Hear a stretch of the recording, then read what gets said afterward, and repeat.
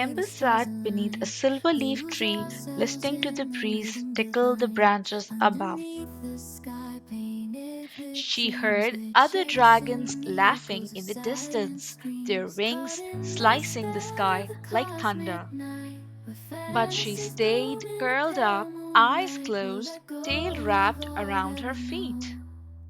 Maybe I'm too quiet, she thought. Maybe I'll never be brave enough to fly like they do. Still, something inside her fluttered, soft and uncertain, like the first flap of a wing. So Ember stood. She shook the leaves from her golden-tinted wings and took a deep breath.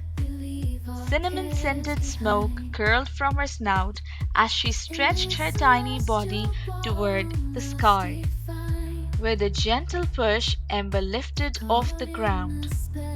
Not high, not far, just a small, wobbly glide over the mossy forest floor.